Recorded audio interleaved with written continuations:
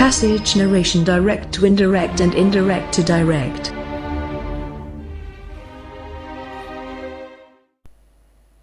Welcome, dear learners. How are you?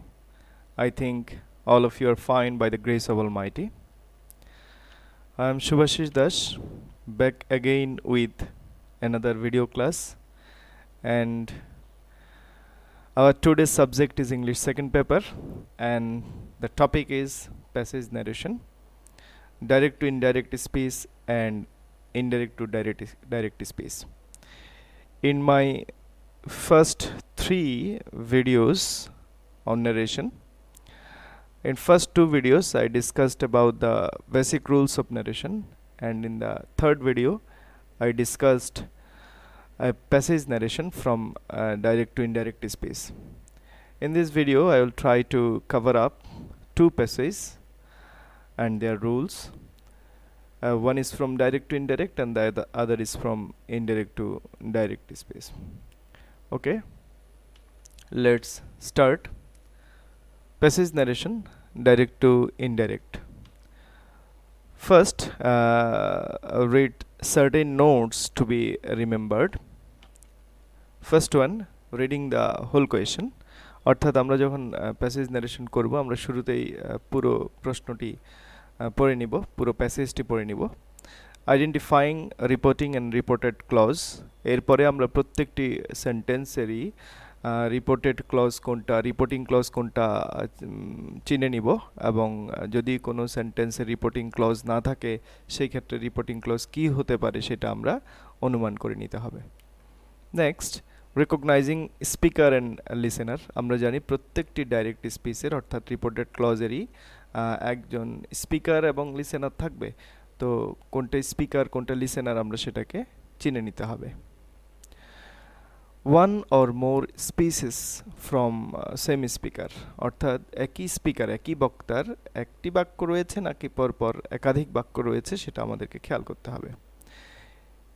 Next, using reporting verb according to sentences, অর্থাৎ reporting ক্লজের মধ্যে যে sentence থাকবে, assertive, interrogative, imperative, optative or exclamatory, একটা না একটা সেন্টেন্স থাকবে, সেই সেন্টেন্স অনুযায়ী আমাদেরকে ইনডাইরেক্ট স্পেসের রিপোর্টিং ভার্বটা লিখতে হবে। Number 6, if more speeches are told by same speaker, use added, also said, again told, etc. in case of assertive sentence.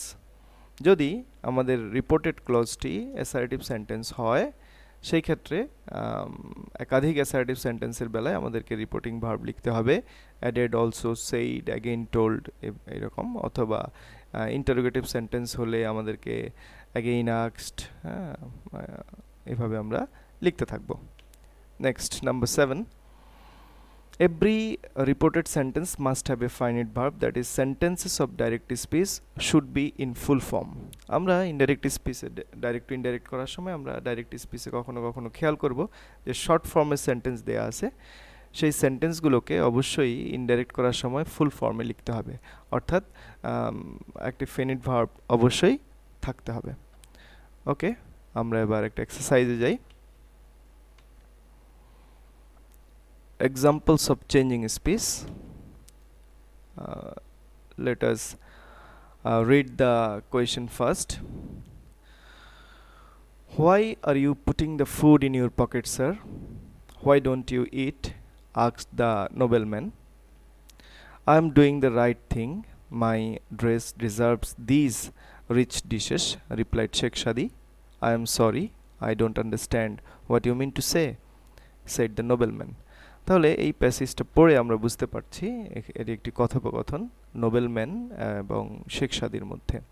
প্রথম দুটি সেন্টেন্স বলেছে নোবেলম্যান জিজ্ঞাসা করেছে, কাকে জিজ্ঞাসা করেছে আমরা এখন জানি, কাকে জিজ্ঞাসা করেছে, শেখ সাদিকে, যদিও প্রথম লাইনে বলা নেই। নোবেলম্যান শেখ সাদিকে প্রশ্ন করেছিলেন যে why are you putting the food in your pocket sir, আপনি কেন আপনার পকেটে খাবারগুলো রাখছেন। এখানে একটা সম্বোধন আছে স্যার, এটার একটা কাজ আছে, আমরা পরে বলবো। তারপর আরেকটি প্রশ্ন করছেন, হোয়াই ডোন্ট ইউ ইট, যে আপনি খাচ্ছেন না কেন। তো শেখ সাদি জবাব দিলেন যে জবাব দিলেন, I am doing the right thing, আমি ঠিক কাজটি করছি।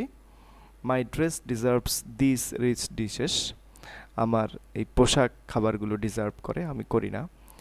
তো এই দুটি সেন্টেন্স পরপর দুটি অ্যাসার্টিভ সেন্টেন্স বলছে শেখ সাদী।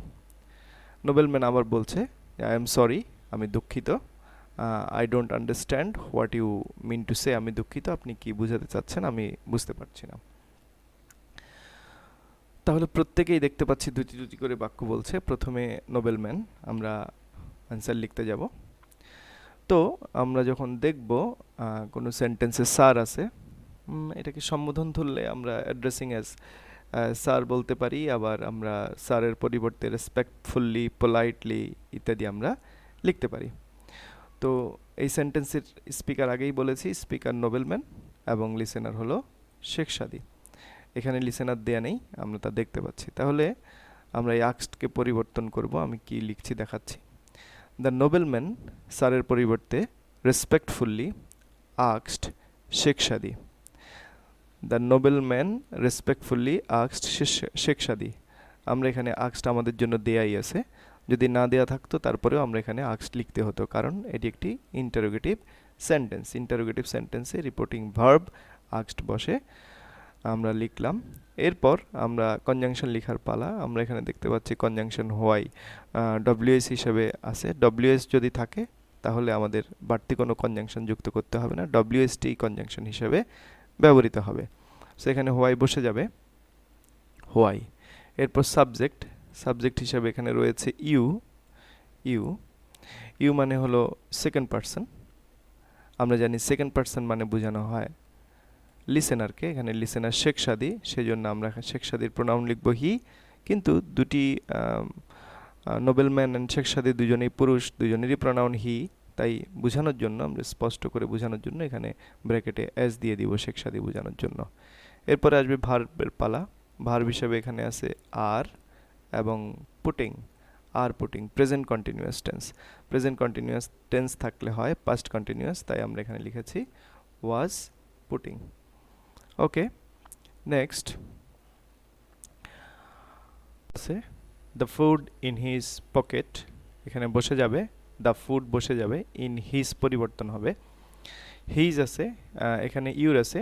ইউর মানে সেকেন্ড পারসন, সেকেন্ড পারসন মানে শেখ সাদীকে বোঝানো হচ্ছে। তো শেখ সাদীর পরিবর্তে পসেসিভ প্রোনাউন হিজ, ব্র্যাকেটে শেখ সাদী বোঝানোর জন্য এস, পকেট। তাহলে প্রথম প্রশ্নটি শেষ হয়ে গেল। নেক্সট, হোয়াই ডোন্ট ইউ ইট, এই কথাটাও নোবেলম্যান বলেছে, সেজন্য আমাদেরকে লিখতে হবে অ্যান্ড অ্যাগেইন আক্সড। তাহলে একই বক্তার পরপর দুটি ইন্টারোগেটিভ সেন্টেন্স থাকার কারণে দ্বিতীয় সেন্টেন্সের রিপোর্টিং ভার্ব হিসাবে আমরা লিখেছি অ্যাগেইন আক্সড। তো এখানেও ডব্লিউএস নতুন এখানে ওয়ার্ড থাকার কারণে আমরা কনজাংশন হিসাবে হোয়াই রেখে দিব। তারপর ইউর পরিবর্তে শেখ সাদীর প্রোনাউন হি, ব্র্যাকেটে এস। ডু নটের পরিবর্তে ডিডন্ট ইট। এরপর শেখ সাদীর রিপ্লাইড, অর্থাৎ শেখ সাদীর জবাব বুঝাবে। এখানে রিপ্লাইড যদি নাও থাকতো, যদি সেইড থাকতো, সেই ক্ষেত্রে আমরা লিখতাম শেখ সাদী রিপ্লাইড, কারণ প্রশ্নের পরবর্তী লাইনে জবাব বুঝালে রিপোর্টিং ভার্ব রিপ্লাইড বসে, তাই আমরা লিখেছি Sheikh Sadi replied that, assertive sentence হওয়ার কারণে দ্যাট। এরপর এখানে রিপোর্টেড সাবজেক্ট আছে আই। আই মানে হলো ফার্স্ট পারসন, ফার্স্ট পারসন মানে স্পিকার। স্পিকার বলতে এখানে এই সেন্টেন্সের স্পিকার শেখ সাদী, তাহলে শেখ সাদী বসবে। শেখ সাদীর প্রোনাউন হি, এখানে ব্র্যাকেটে এস দেওয়া হয়নি, দেওয়া উচিত ছিল হি। তারপর এম ডুইং, অর্থাৎ আবার প্রেজেন্ট কন্টিনিউয়াস। প্রেজেন্ট কন্টিনিউয়াসের পরিবর্তে পাস্ট কন্টিনিউয়াস, অর্থাৎ was doing the right thing বসে যাবে। I am doing the right thing এর পরিবর্তে he was doing the right thing. Sheikh Sadi আরও বলেছে my dress deserves this rich dishes, অর্থাৎ তার পোশাক এই দামি খাবারের যোগ্য। তাই এখানে বসবে অ্যান্ড অ্যাডেড দ্যাট, অর্থাৎ একই স্পিকারের পরপর দুটি অ্যাসার্টিভ সেন্টেন্স থাকার কারণে এখানে আমরা অ্যান্ড অ্যাডেড দ্যাট কথাটি যুক্ত করলাম। অ্যান্ড অ্যাডেড দ্যাট মাই ড্রেসের পরিবর্তে বসবে হিজ ড্রেস। এখানে মাই বলতে ফার্স্ট পারসন, অর্থাৎ স্পিকারকে বোঝানো হচ্ছে, স্পিকার শেখ সাদী, তাই বসবে এখানে হিজ ব্র্যাকেটে অ্যাজ দিব শেখ সাদিকে বোঝানোর জন্য। His dress deserves present indefinite টেন্সের পরিবর্তে পাস্ট ইনডিফিনিট টেন্স অর্থাৎ ডিজার্ভড। দিসের পরিবর্তে দোজ রিচ ডিশেস, সেটা small letter, those rich dishes. তাহলে আমাদের শেখ সাদির বক্তব্য শেষ হয়ে গেল। শেখ সাদি দুটি কথা বলছে। Sheikh Sadi replied that he was doing the right thing and added that his dress deserve those rich dishes. এরপর নোবেলম্যানের বক্তব্য দেওয়ার পালা। Nobleman said I am sorry, এটা দুইভাবে লেখা যায়। আমরা লিখেছি the nobleman expressed sorrow. I am sorry কেউ বললে এভাবে লেখা যায় পাস্ট টেন্সে, দ্য নোবেলম্যান এক্সপ্রেস সরো, অথবা এভাবে লেখা যেত the nobleman told that he was sorry, এভাবে লিখলেও হবে।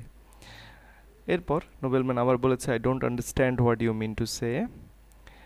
তাহলে এখানে লিখতে হবে and told that, the nobleman express sorrow and told that, অথবা অ্যান্ড অ্যাডেড দ্যাটও আমরা লিখতে পারতাম, অ্যান্ড অ্যাগেইন সেড দ্যাট লিখতে পারতাম, একই কথা সবগুলোই।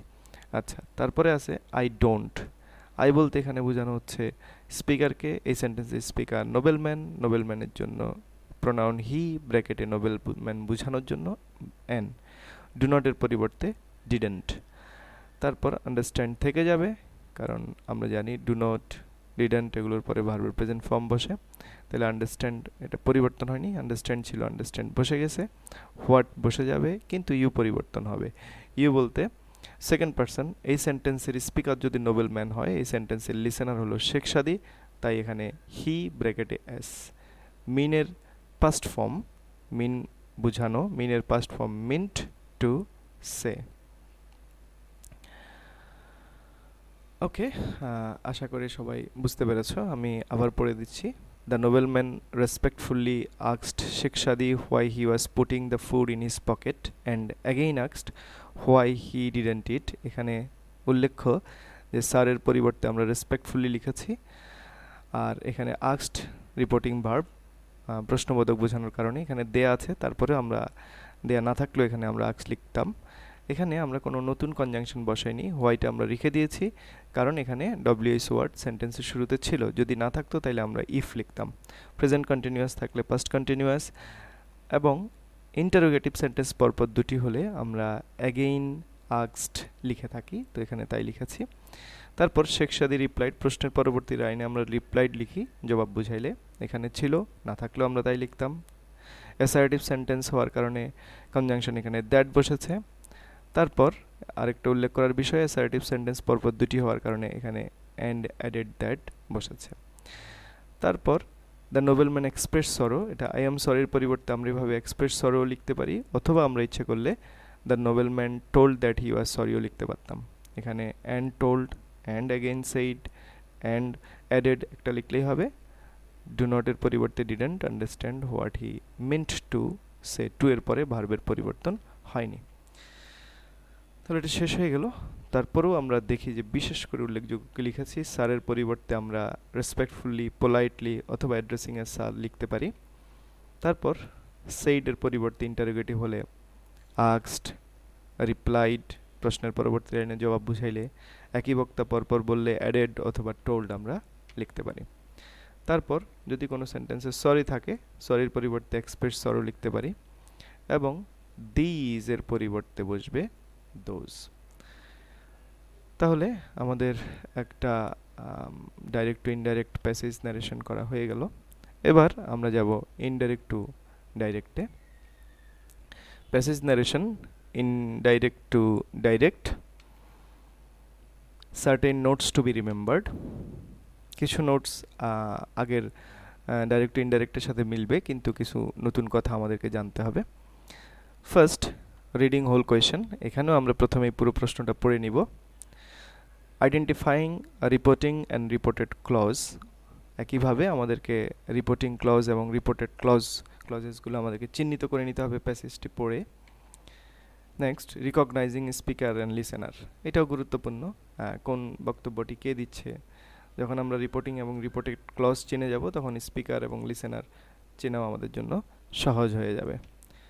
দেন, knowing the sentence of the reported clause, assertive, interrogative, imperative, optative আর exclamatory.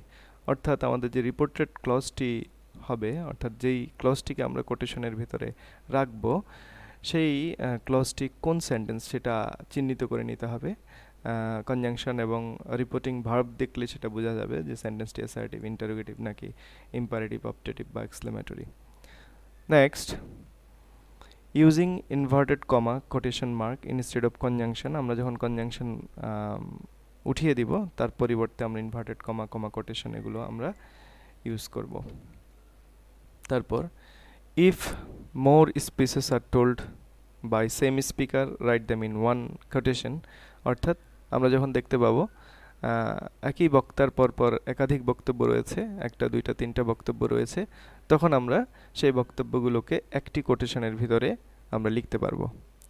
The last one, use punctuation marks as necessary.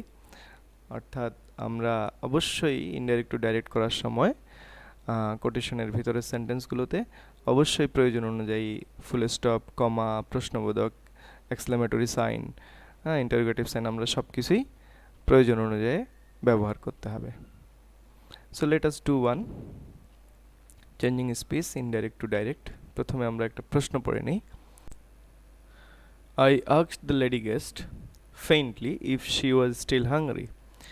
She exclaimed in the negative and told that she was not hungry.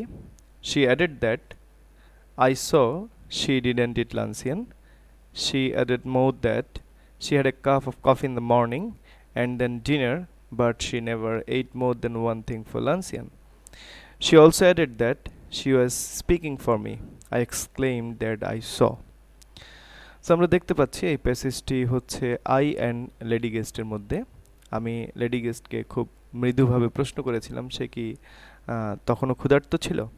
সে খুব বিস্ময় না বলল এবং সে বলেছিল যে সে ক্ষুধার্ত নয়, এবং সে আরও বলেছিল যে আমি দেখতে পেয়েছিলাম সে লাঞ্চিয়নে কিছু খায় না।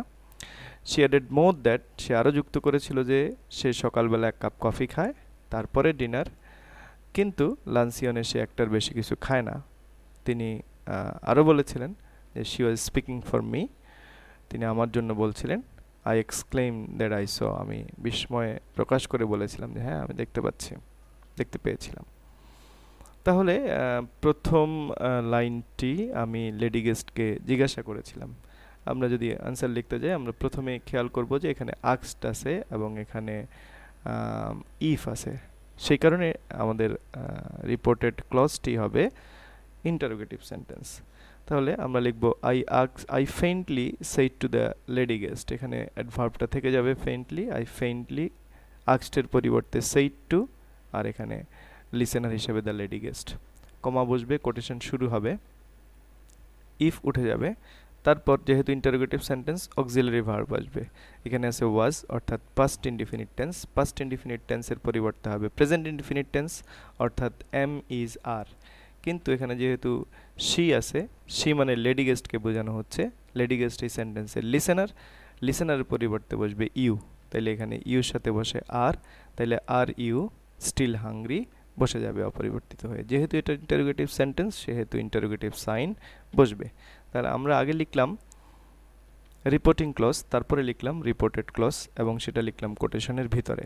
তাহলে লাইনটা দাঁড়াচ্ছে I faintly said to the lady guest are you still hungry, তুমি কি এখনও ক্ষুধার্ত। তাহলে এটা ইন্টারোগেটিভ সেন্টেন্স হয়ে গেল। দ্বিতীয় সেন্টেন্স শি এক্সক্লেইমড, এখানে একটা বিস্ময় প্রকাশ বোঝাচ্ছে, she exclaimed in the negative, না বলল, and told that she was not hungry. তাহলে আমরা এখানে এক্সক্লেইমড ইন দ্য নেগেটিভের জন্য আমরা নো লিখব, নো, তারপর এখানে একটা এক্সক্লেমেটরি সাইন দিব, তারপর সে ক্ষুধার্ত নয়, সে বলতে এখানে লেডি গেস্টকে বোঝানো হচ্ছে। লেডি গেস্টে দ্বিতীয় সেন্টেন্স অর্থাৎ এই সেন্টেন্সটির স্পিকার, তার পরিবর্তে আই, অর্থাৎ স্পিকারের পরিবর্তে বসে আই। আমরা যখন ডাইরেক্ট টু ইনডাইরেক্ট করছিলাম তখন আমরা ঠিক তার উল্টা কাজটা করছিলাম, অর্থাৎ যদি সেন্টেন্সের আমরা যখন এখানে দেখতে পেয়েছি আই আছে, তার পরিবর্তে আমরা স্পিকারের প্রোনাউন লিখেছিলাম। এখানে যদি ইউ ছিল, তার পরিবর্তে লিসেনারের প্রোনাউন লিখেছিলাম। এখন ঠিক তার উল্টা কাজটা করব, অর্থাৎ যদি আমরা দেখছি আমাদের প্রশ্নে যেমন এখানে শি আছে, শি বলতে লেডি গেস্ট অর্থাৎ লিসেনারকে বোঝানো হচ্ছে, সেই জন্য আমরা লিখছি ইউ। আর যদি স্পিকারকে বোঝানো হয়, যেমন এখানে স্পিকারকে বোঝানো হচ্ছে, অর্থাৎ এই কথাটা বলেছে লেডি গেস্ট। লেডি গেস্ট এই সেন্টেন্সে স্পিকার, স্পিকারের পরিবর্তে আমরা লিখেছি আই। স্পিকার বুঝালে লিখতে হবে আই, লিসেনার বুঝালে লিখতে হবে ইউ। তারপর এখানে ওয়াজন্ট হাংরি, ওয়াজ যেহেতু আছে অর্থাৎ আগের মতোই পাস্ট টেন্স, আই এর সাথে বসবে প্রেজেন্ট টেন্সে এম, নট। হাংরি কথাটা আমরা লিখলাম না। আমরা এখানে আগে রিপোর্টেড ক্লজটি কোটেশনের ভিতর লিখে ফেলছি, আমরা রিপোর্টিং ক্লজটি পরে লিখব। তারপর এর পরের অংশে আছে শি অ্যাডেড দ্যাট, এই কথাটি আর লিখতে হবে না। আই স, আই স বলতে আই বলতে এখানে বোঝানো হচ্ছে আমাকে, আমি এই সেন্টেন্সের লিসেনার, তাই লিসেনারের পরিবর্তে ইউ, স এর পরিবর্তে সি, স পাস্ট ইনডিফিনিট, তার পরিবর্তে প্রেজেন্ট ইনডিফিনিটে সি। তারপর শি, শি বলতে লেডি গেস্ট, লেডি গেস্টের পরিবর্তে স্পিকার, স্পিকার এর পরিবর্তে আই, ডিডেন্টের পরিবর্তে ডু নট ইট লাঞ্চিয়ান। তারপর আবার শি অ্যাডেড মোর দ্যাট, এই কথাটাও বাদ যাবে, অর্থাৎ একই স্পিকার যদি হয় পরপর, তাহলে আমাদের যে রিপোর্টিং ক্লজগুলো আসবে সেগুলোর আর কোনো প্রয়োজনীয়তা নেই। তাহলে শি হ্যাড, এখানে শি বলতে লেডি গেস্টকে বোঝানো হচ্ছে, অর্থাৎ স্পিকার, স্পিকারের পরিবর্তে আই বসবে, আই হ্যাডের পরিবর্তে হ্যাভ, আর পরিবর্তন নেই এখানে। I have a cup of coffee in the morning and then dinner. But আবার এখানে শি আছে, শি এর পরিবর্তে বসবে আই, একই কারণে। নেভার, এইটের পরিবর্তে এখানে এইট আছে অর্থাৎ পাস্ট ইনডিফিনিট, এইটের পরিবর্তে বসবে eat more than one thing for luncheon. She also added that, সে আরও বলছে, এটাও বাদ যাবে। She was speaking for me, তাহলে শি বলতে এখানে লেডি গেস্টকে বোঝানো হচ্ছে, তার পরিবর্তে আই। তারপরে ওয়াজ স্পিকিং পাস্ট কন্টিনিউয়াস টেন্স, তার পরিবর্তে প্রেজেন্ট কন্টিনিউয়াস অর্থাৎ M speaking for me, me বলতে এখানে আমাকে বোঝানো হচ্ছে, আমি এই সেন্টেন্সের লিসেনার, লিসেনারের পরিবর্তে ইউ। তাহলে লেডি গেস্টের কথা শেষ হয়ে গেল, আমরা এখানে লিখব শি সেইড, অর্থাৎ লেডি গেস্ট বলল এই কথাগুলো। তাহলে এই যে নো থেকে শুরু করে ইউ পর্যন্ত পুরো কথাটা ছিল শি অর্থাৎ লেডি গেস্টের, এবং এই কথাটা আমরা একটা কোটেশনে লিখেছি। তাহলে আমরা কি লিখলাম? নো আই এম নট, অর্থাৎ না আমি ক্ষুধার্ত নই। You see I do not eat luncheon, তুমি দেখতে পাচ্ছ আমি দুপুরে আমি লাঞ্চিয়ান খাই না। I have a cup of coffee in the morning, আমি সকালবেলা এক কাপ কফি খাই। দেন ডিনার, তারপরে dinner. But I never eat more than one thing for luncheon, আমি লাঞ্চিয়ানে একটার বেশি কিছু খাই না। I am speaking for you, আমি তোমার জন্য বলছি, শি সেইড। এরপর আমি একটা কথাই বলেছি বিস্মিত হয়ে, I exclaim that I saw, তাহলে এখানে কি লিখলাম? I see, I said. তাইলে যেহেতু আমি এক্সক্লেমড হয়েছি সেহেতু এখানে একটা এক্সক্লেমেটরি সাইন দিয়েছি। তাহলে এটা হলো রিপোর্টেড ক্লজ, তারপরে আই সেইড এটা রিপোর্টিং ক্লজ। তাহলে আমরা প্রথম সেন্টেন্সটির রিপোর্টিং ক্লজটি আগে লিখেছি, I faintly said to the lady guest. তারপরে রিপোর্টেড ক্লজ লিখেছি, আর ইউ স্টিল হাংরি। তারপরে আমরা লেডি গেস্টের বক্তব্য দিয়েছি এবং সেখানে লিখেছি শি সেইড। তারপর সর্বশেষ আমরা লিখেছি আবার আমার বক্তব্য, আই সেইড, আই সি। তাহলে এই হলো পরিবর্তন। আমরা কি কি উল্লেখযোগ্য পরিবর্তনগুলো করেছি আমি একটু বলি। আমরা আস্কড বা এক্সক্লেমড এর পরিবর্তে সেইড বা টোল্ড লিখেছি। তারপর ওয়াজ এর পরিবর্তে ইজ, স এর পরিবর্তে সি, অর্থাৎ পাস্ট ইনডিফিনিটের পরিবর্তে প্রেজেন্ট ইনডিফিনিট লিখেছি আমরা। তারপরে ডিডেন্টের পরিবর্তে আমরা লিখেছি ডু নট, এবং আমরা এইটের পরিবর্তে ইট, এটাও প্রেজেন্ট ইনডিফিনিট করেছি পাস্ট ইনডিফিনিট থেকে। এবং সর্বশেষ ওয়াজ স্পিকিং এর পরিবর্তে ইজ স্পিকিং লিখেছি, অর্থাৎ পাস্ট কন্টিনিউয়াস এর পরিবর্তে প্রেজেন্ট কন্টিনিউয়াস লিখেছি। তো আমরা যেটা ইনডাইরেক্ট টু ডাইরেক্ট করতে আমাদের মনে রাখতে হবে সেটা হলো প্রত্যেকটি প্রেজেন্ট টেন্স অর্থাৎ প্রেজেন্ট ইনডিফিনিট পাস্ট ইনডিফিনিটগুলো, past indefinite, past continuous, past perfect continuous, এগুলো পরিবর্তন হয়ে যাবে। এগুলো পরিবর্তন হয়ে present indefinite, present continuous, present perfect continuous টেন্সে পরিণত হবে। তো এই জিনিসটা খেয়াল রাখতে হবে। আর একটা জিনিস, আমরা যখন রিপোর্টেড ক্লজের ভিতর প্রোনাউনগুলো লিখব, সেই ক্ষেত্রে আমরা এটা দেখব স্পিকারকে বোঝাচ্ছে না লিসেনারকে বোঝাচ্ছে। যদি লিসেনারকে বোঝায় তার পরিবর্তে আমরা ইউ লিখব, স্পিকারকে বোঝালে আমরা তার পরিবর্তে আই বা উই প্রয়োজন অনুযায়ী লিখব। যদি আমরা এই বিষয়গুলো খেয়াল করতে পারি, অর্থাৎ ভার্ব পরিবর্তন আর প্রোনাউন পরিবর্তন, এবং একই সাথে সেন্টেন্স, অর্থাৎ কোটেশনের ভিতরে সেন্টেন্সটি আমরা কি লিখব, অ্যাসার্টিভ সেন্টেন্স, এখানে ইন্টারোগেটিভ লিখেছি, কোথাও আমরা অ্যাসার্টিভ লিখেছি, সেইটা আমরা ঠিক করে লিখতে হবে। তো প্র্যাকটিসের কোনো বিকল্প নেই, আশা করি তোমরা এটা বুঝতে পেরেছো। So practice A lot. If you have any question, please write on the comment box. Practice a lot to understand well. Okay, thank you. Goodbye. Take care.